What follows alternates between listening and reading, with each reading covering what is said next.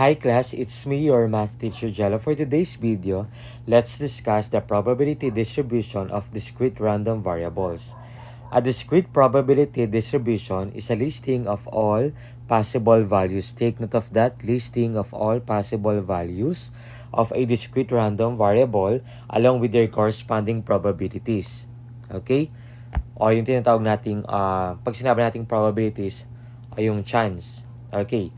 And then, sa previous video, diniscuss natin yung properties ng DPD or discrete probability distribution na kung saan yung first property states that the P of X or the probability of X is greater than or equal to 0 but less than or equal to 1. And then, the second property states that the summation of all probabilities must be equal to 1. So, yung two properties na yun, class, gagamitin natin dito. Okay? Sa pagko-construct ng discrete probability distribution. Okay? So now, since the discrete probability distribution can be presented in tabular form or graphical or formula form, so magka-come up or pwede natin i-present as histogram, no? Okay? Kaya meron tayong tinatawag na probability histogram. Okay? So dito mag-graph din tayo.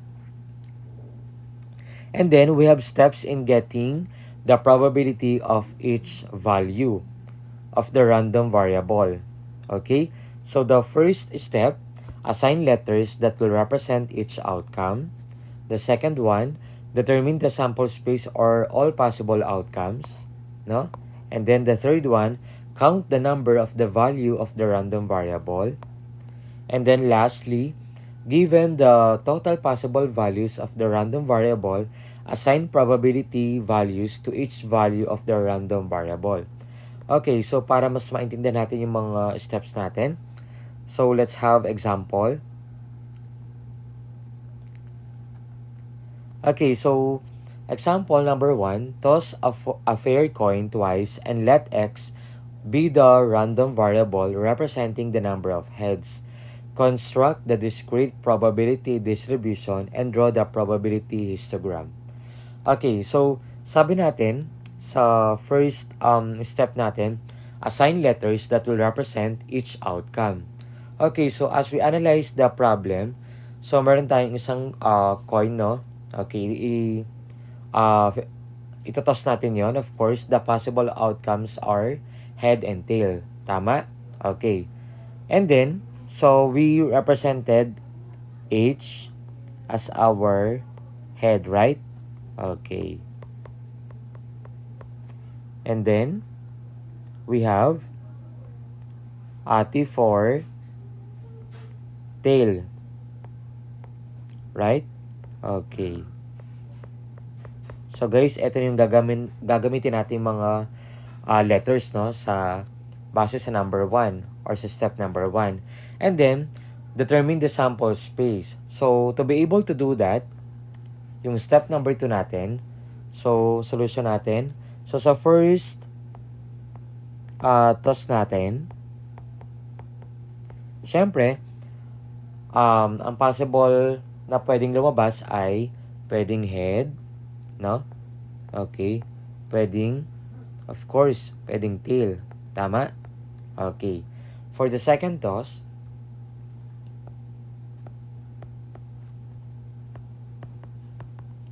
of course, so pwedeng head pa rin.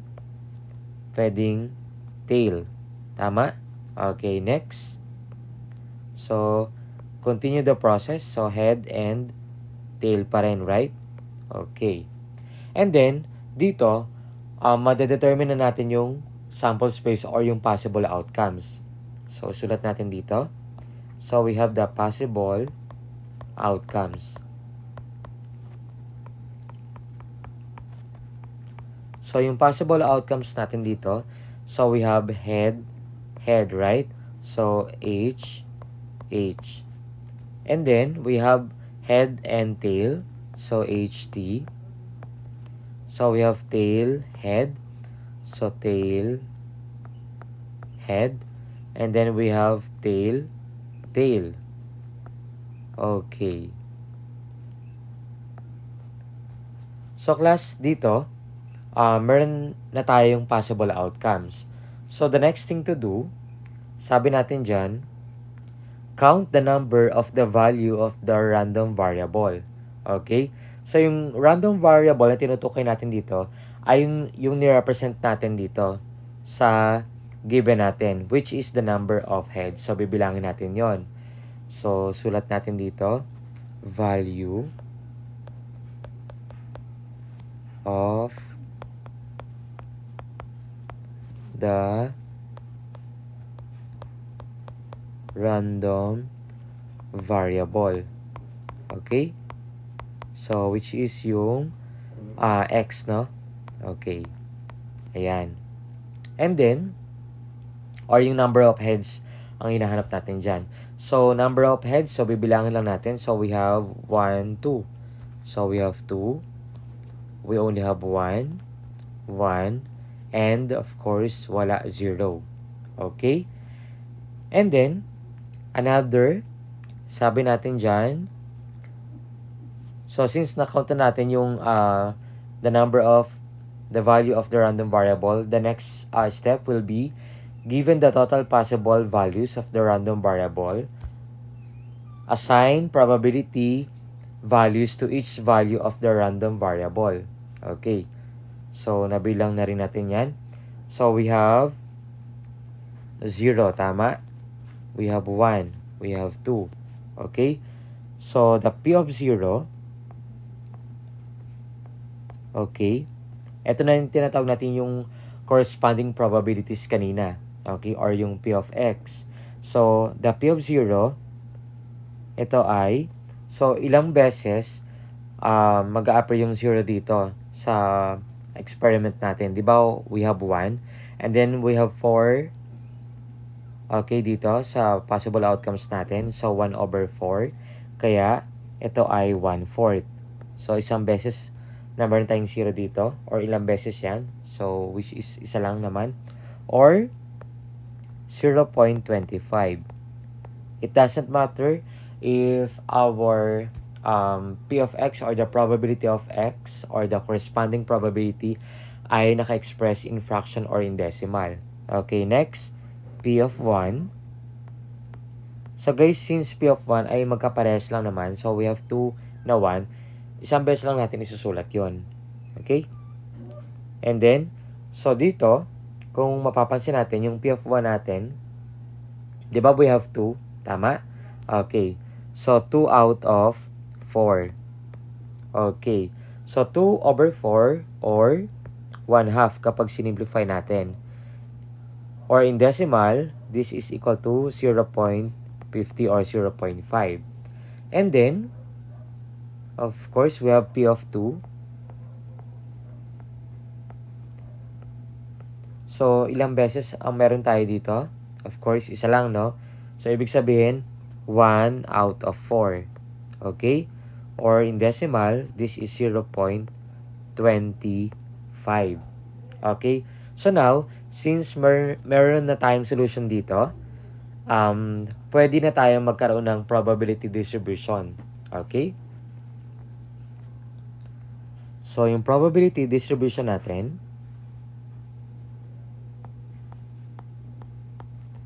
ay base dito sa solution natin. Probability distribution.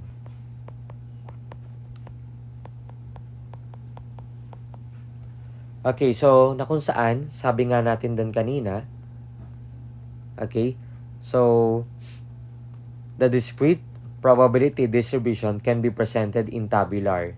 Okay, so in tabular. Ayan. So we have number of heads or yung random variable natin.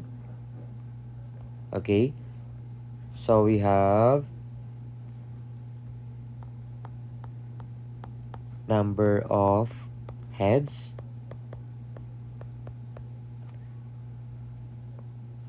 o yung x natin, no?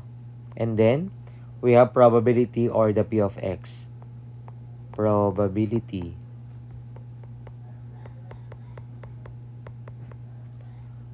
Or the P of x. Okay? So, gagawa tayo dito ng table.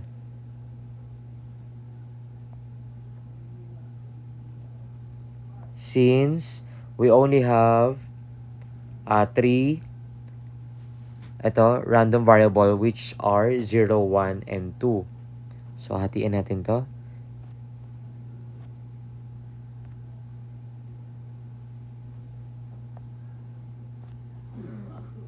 Okay. So, we have 0, 1, and 2. So, saan ang galing yon?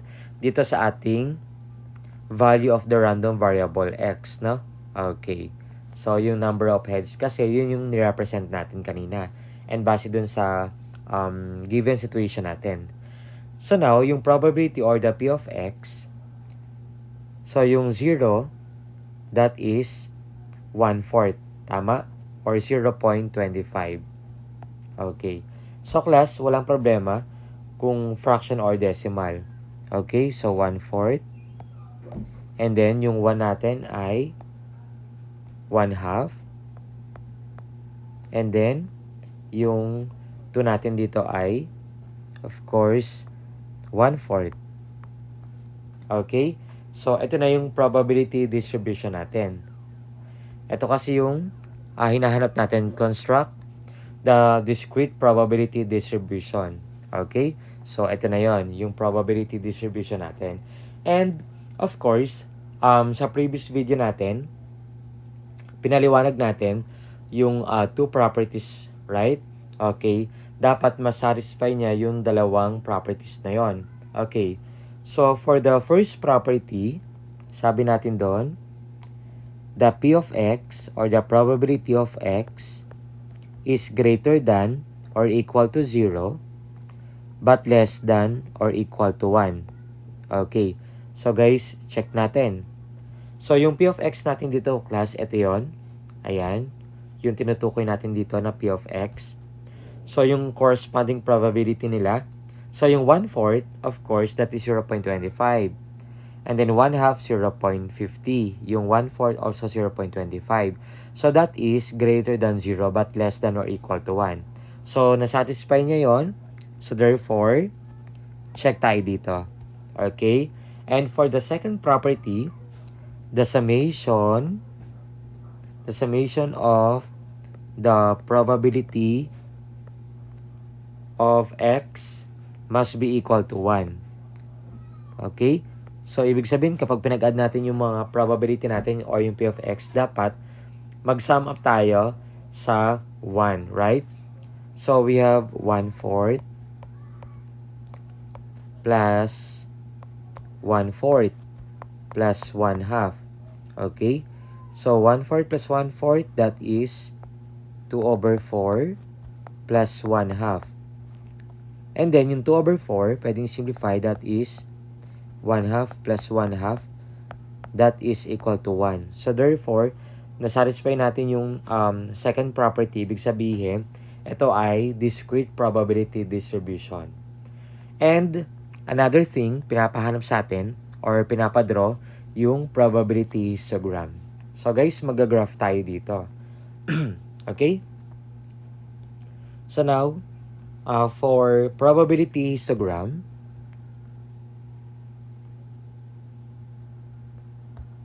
okay, madali lang ito.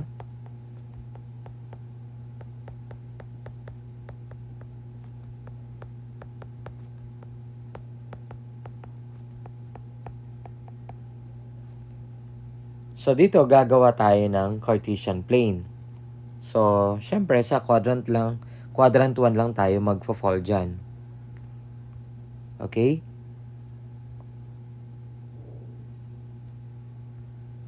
And then,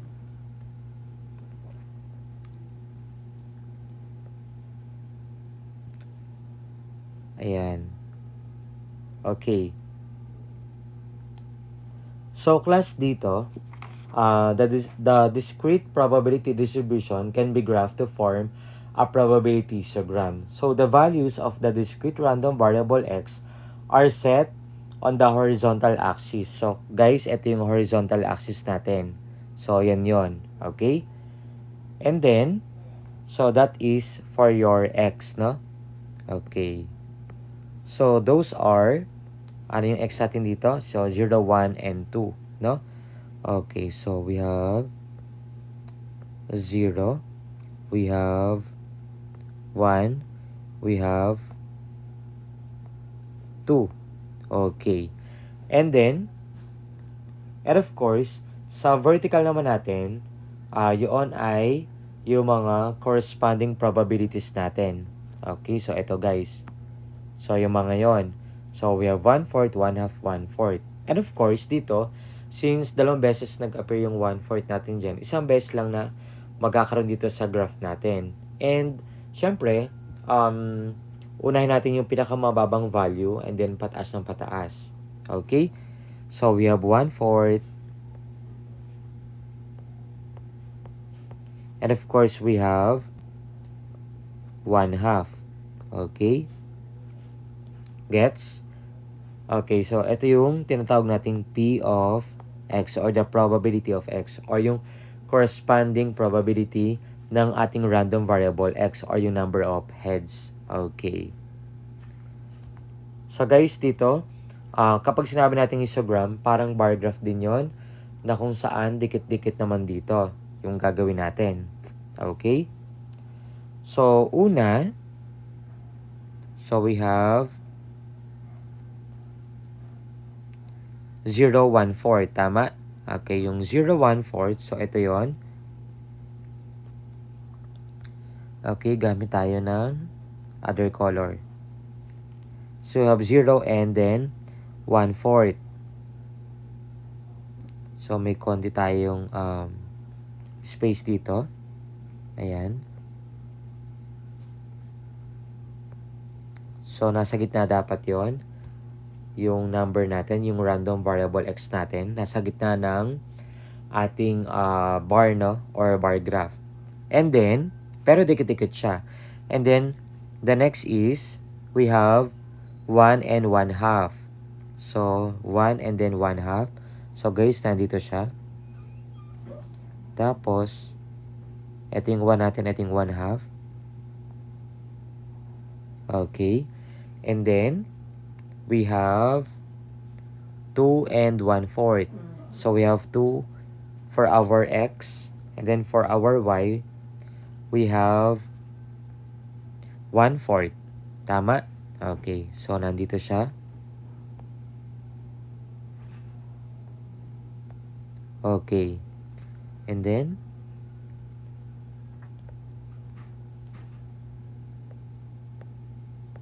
shade natin to.